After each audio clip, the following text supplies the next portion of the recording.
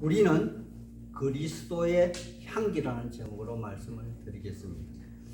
제가 질문을 하나 하겠습니다. 오늘날 우리는 지나간 과거 역사를 공부하고 저명한 저자의 좋은 책을 읽는 이유는 과연 무엇일까요? 그것은 현재 우리의 삶에서 지혜를 얻고 또 현재의 삶을 조망해 보고 앞으로의 삶의 방향을 결정하는 데 도움을 얻고자 함이 아닐까요? 그렇다면 두 번째 질문으로서 그리스도인이 성경을 읽는 이유는 무엇이냐 하는 것입니다. 아마 앞에 제가 설명한 과거 역사서를 읽는 이유와 좋은 양수의 책을 읽는 이유와 동일할 것입니다. 하지만 성경을 읽는 이유는 이것만으로는 설명이 부족할 것입니다. 그렇다면 그리스도인이 성경을 겉으로 다독을 하고 또 정독을 하는 이유가 무엇이냐는 것이겠죠. 그것은 많은 성경 속의 인물들의 삶 속에서 하나님의 역사하심이 숨어 있기 때문이며 또한 하나님의 역사하심이 똑같이 나에게 그대로 적용이 되어 나타나기 때문이 아닌가 합니다. 그렇다면 세 번째 질문입니다. 일반 역사서와 좋은 내용의 책을 읽는 이유와 성경을 읽는 근본 차이가 무엇이냐는 것이죠.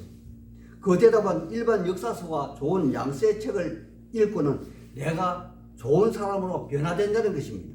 그러나 성경을 읽는 사람은 그 성경 속에서 하나님을 발견하고 나의 부족함과 나의 재성을 발견하는 그러한 인식을 한다는 것이겠죠. 그렇다면 결론적으로 역사서나 일반 양서를 보다 많이 읽어야 할까요? 아니면 성경을 더 많이 읽어야 할까요? 그 해답은 전적으로 여러분의 몫입니다. 여기 우리는 지금으로부터 약 2000년 전에 사도 바울이 고린도 교회에 편지한 가슴 아픈 편지 내용을 우리는 공부하고 있습니다. 그렇다면 우리는 역사책을 읽는 것일까요? 아니면 좋은 양서를 읽는 것일까요? 그것도 아니면 성경책을 읽는 것일까요? 제가 바보죠. 그러니까 바보 질문을 하고 있습니다. 그렇다면 이 바보의 대답은 이 세 가지 전부일 것입니다. 오늘 본문의 개략적인 배경의 설명은 이러합니다.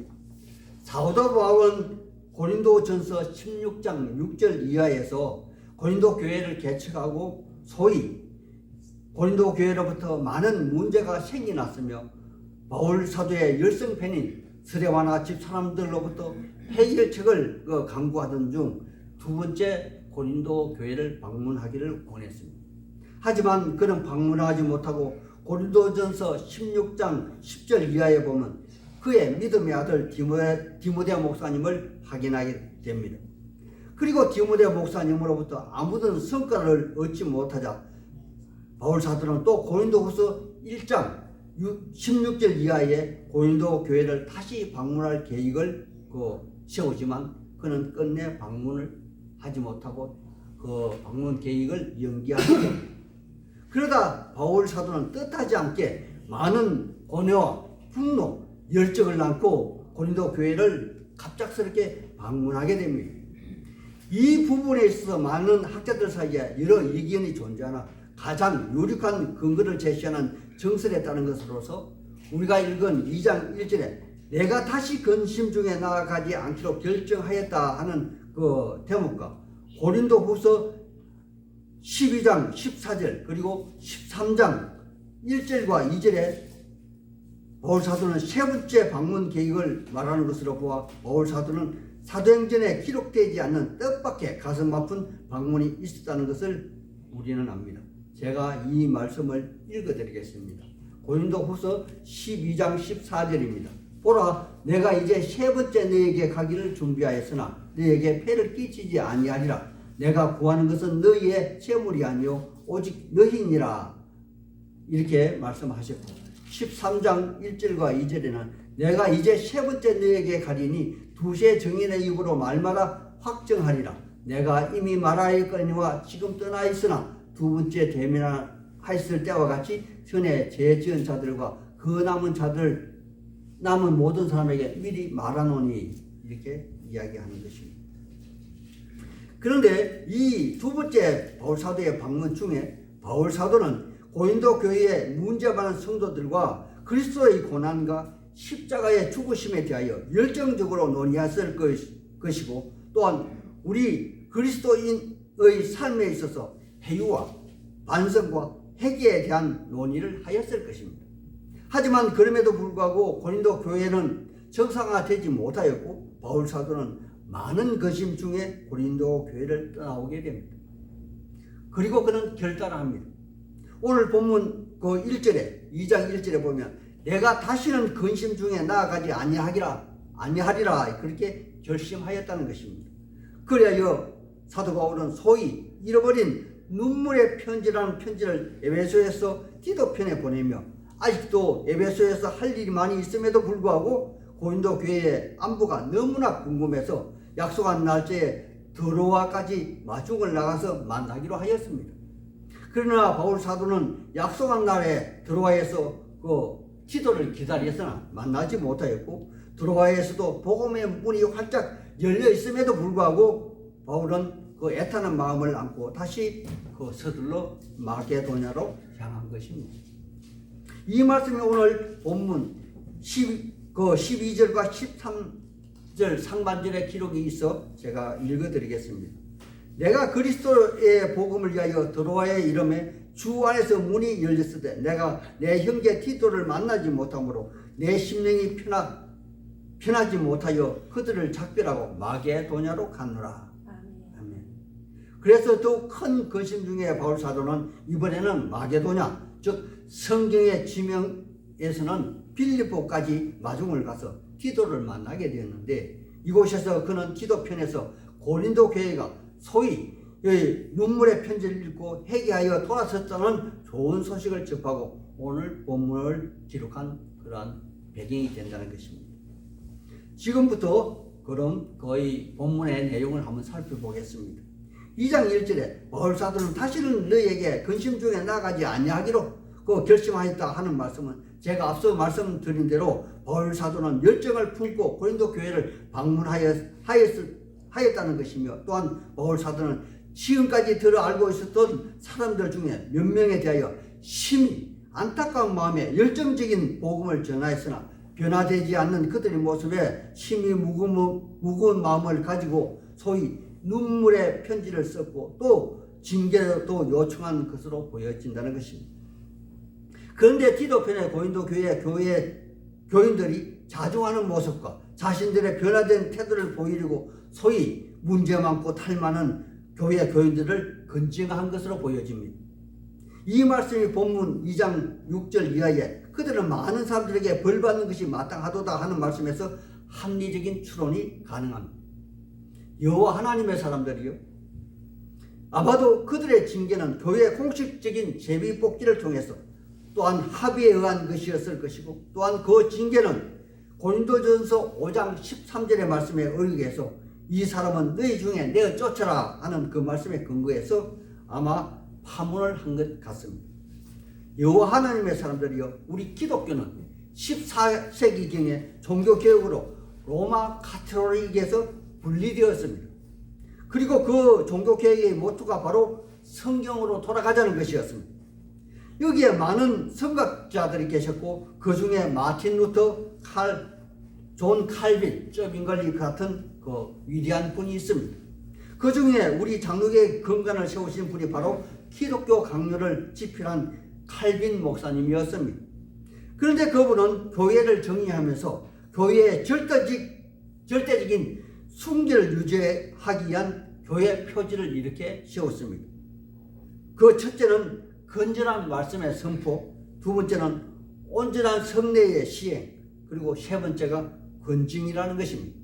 물론 이 세 가지는 로마 카톨릭이 온전하게 시행하지 않았기 때문에 부패했다는 근거에서 출발한 것입니다. 하지만 오늘은 이 교회의 세 번째 건증 7위의 부분에서만 잠깐 말씀을 드려보겠습니다. 여호와 하나님의 사람들이요, 교회는 유기체이기 때문에 항상 역동성이 있습니다. 다른 말로 하면 이 세상에서 문제없는 교회는 하나도 없다는 것입니다. 만약 그런 교회가 있다면 그 교회는 이미 천국일 것입니다. 그렇다면 그 문제의 근원이 누구냐는 것이죠. 사람이겠죠. 교인일 것입니다. 그런데 초보 신앙인이 몰라서 교회 법에 익숙하지 못해서 일어난 문제는 그다지 큰 파장을 일으키지 못합니다. 하지만 중자들 중에서 그 문제가 일어났다면 아주 큰 파장이 일고 심지어는 교회의 존립 그 여부까지 흔드는 그러한 일들이 발생할 것입니다. 그래서 마태복음에서 교인들이 문제를 일으키면서 먼저 개인이 상담하고 그리고 두세 사람이 중직자가 조율하고 그리고 맨 나중에는 교회에 알려 건정을 하라고 한 것입니다. 이것이 마태복음 18장 15절에서 17절의 말씀입니다. 제가 읽어드리겠습니다. 내 형제가 죄를 범하거든 너는 그 사람만 상대하여 금고하라. 만일 들으면 네가 내 형제를 얻은 것이요 만일 듣지 않거든 한두 사람을 데리고 가서 두세 정인의 입으로 말마다 확정하게 하라. 만일 그들의 말도 확정하지 않거든 교회에서 말하고 교회의 말도 듣지 않거든 이방인과 같이 세례와 같이 여기라. 이렇게 말입니다. 여호와 하나님의 사람들이요. 그렇다면 이러한 건직의 필요성은 무엇이고 또 왜 그 오늘날까지 존치해야만 하는 것일까요? 여러분 모두가 이미 잘 알고 계시듯이 교회에 돌아오라고 또 그 교인을 사랑하기 때문에 그러한 징계를 하는 것이 아닌가 합니다. 그리고 더 한 발 더 나아가 교회의 순수성을 주님 오실 때까지 지켜 행하는 것일 것이고 개인적으로는 주님 앞에 바로 서는 그러한 일일 것이며 로마 가톨릭처럼 인본주의, 교권주의로 빠지지 않게 되는 그러한 길일 것입니다. 여기 바울사도는 부모가 사랑하는 자식을 회초리로 때리고 밤에 자식이 매맞은 부위에 약을 발라주고 밤새도록 그 잠을 이루지 못하고 무거운 마음에 그 자녀 곁을 지키다가 소위 가슴앓이를 하면서 눈물의 편지를 써서 기도편에 고린도 교회에 전달을 했다는 그러한 표현을 하고 있다는 것입니다. 이것이 14절의 말씀입니다. 제가 읽어드리겠습니다.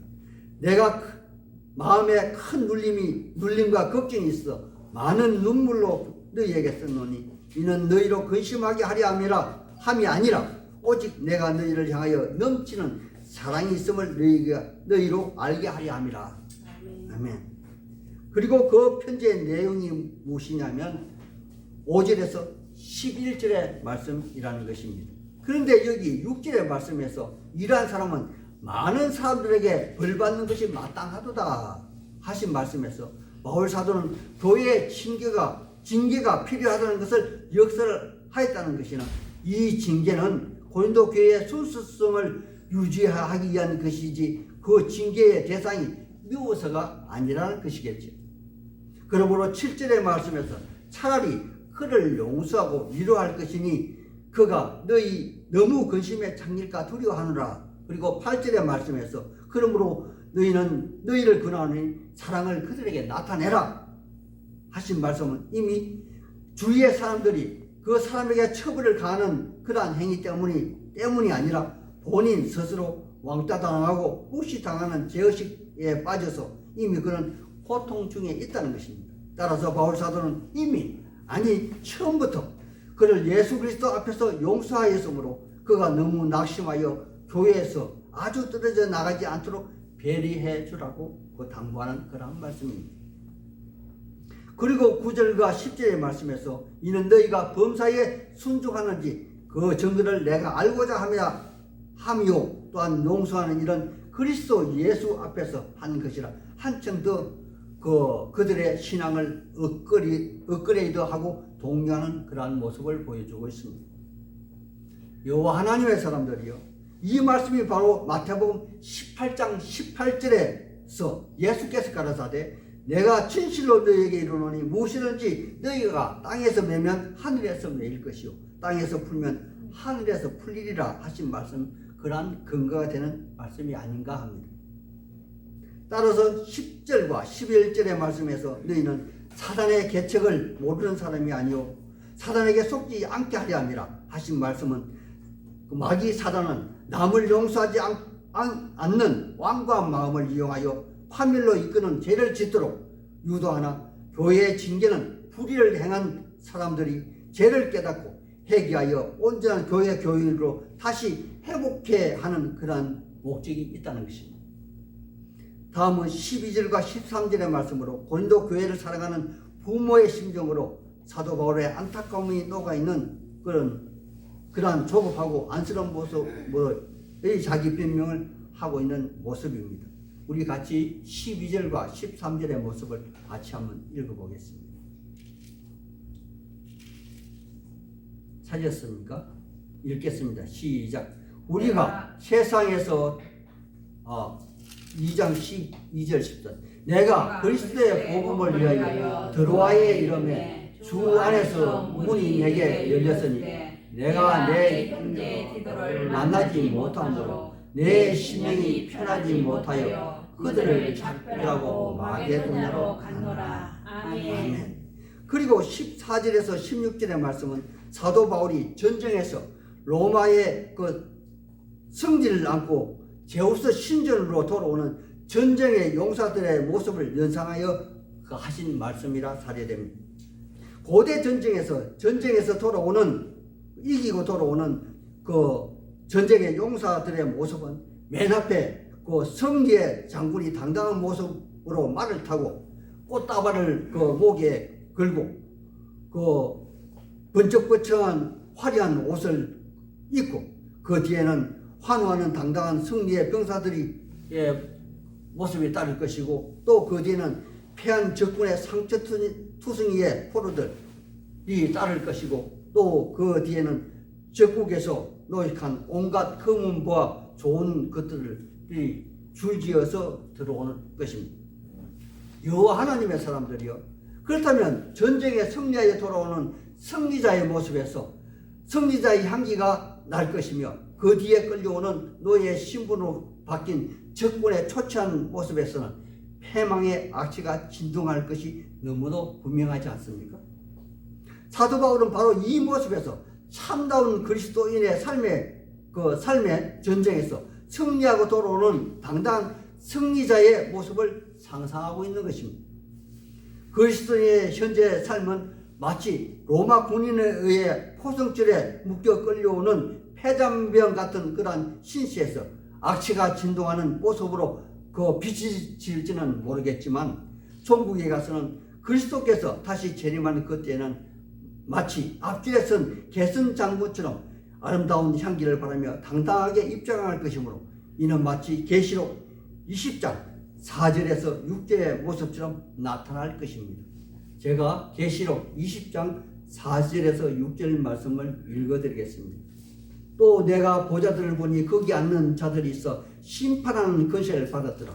또 내가 보니 예수를 증언함과 하나님의 말씀 때문에 못배임을 당한 자들의 영혼들과 또 짐승들과 그의 우상에게 경배하지 아니하고 그들의 이마와 손에 그의 표를 받지 아니하는 자들이 살아서 그리스도 앞에 더불어 1000년 동안 왕도를 하니, 그 나머지 자들은 그 1000년이 차기까지 살지 못하더라. 이는 첫째 부활이라. 그 첫째 부활에 참여하는 자는 복이 있고 거룩하도다.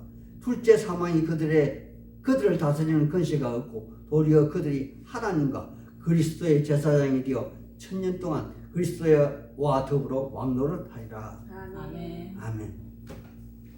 이제 오늘의 그 결론 말씀인 17절의 말씀입니다. 우리 17절에 후서 2장 17절의 말씀을 같이 읽겠습니다. 찾았습니까? 시작. 우리는 수많은 사람들처럼 하나님의 말씀을 혼잡하게 하지 아니하고 곧 순전함으로 하나님께 받은 것 같이 하나님 앞에서와 그리스도 안에서 말하노라. 아멘. 이 말 뜻을 다 이해하시겠죠? 여호와 하나님의 사람들이여, 교회의 진리는 분명합니다. 욕심에 따라 왜곡되어 나타나지 않습니다. 보이지 않는 곳에서 변질하는 것이 아닙니다. 우리는 무엇보다 천지만물의 창조하신 하나님 앞과 우리를 구원하여 주신 우리 예수 그리스도 앞에서 당당한 우리입니다. 그러므로 우리는 사람들 관계 속에서 세상 사람들이 알고 있는 가치, 그 기준과 다른 하늘의 가치 기준을 가진 그러한 하나님의 사람들입니다. 여기 사도 바울이 교회의 불법자들을 징계하는 것을 통해서 보여준 그의 사랑, 애절함을 통해서 보여준 사랑의 향기가 바로 우리가 바라는 향기가 되어야 할 것입니다. 그렇다면 우리는 여기 사도 바울이 말하는 바로 그리스도의 향기 그 자체입니다. 이러한 성도가 다 되시기를 우리 주 예수님 이름 받들어 소망하고 축복하는 바입니다. 아멘. 아멘.